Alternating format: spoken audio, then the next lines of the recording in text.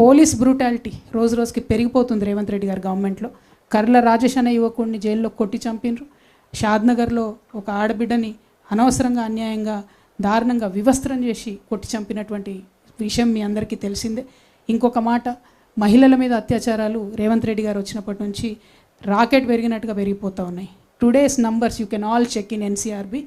2500 women have been raped in the last 1 year. అంటే average daily ఒక 7 మంది ఆడబిడ్డల మీద అత్యాచారం జరుగుతుంది మన తెలంగాణ రాష్ట్రం. ఇవి రిపోర్టెడ్.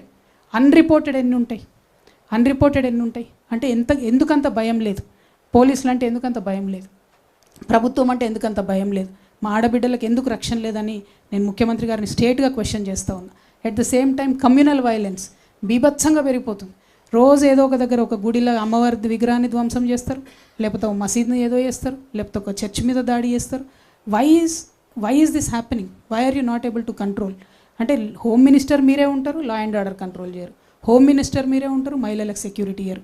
విద్యాశాఖ మంత్రి మీరే ఉంటారు, పిల్లలు చచ్చిపోతున్నా కూడా రివ్యూ చేసే అవకాశం ఉండదు. ఇక ప్రజలను గలుసుడు, మమేకమవుడు అని చాలా పెద్ద పెద్ద మాటలు చెప్పారు అంతకుముందు. ప్రజావానికి ఒక్కరోజు వచ్చిరండి సీఎం గారు, జస్ట్ 1 day. తర్వాత ప్రజావాణిలో చిన్నారెడ్డి గారు ఉంటారు, ఇంకొక ఆఫీసర్ ఉంటారు తప్పితే ఇంకెక్కడా లేదు. అంటే సీఎం గారికి కనీసం ప్రజలను కలిసే తీరిక లేదు.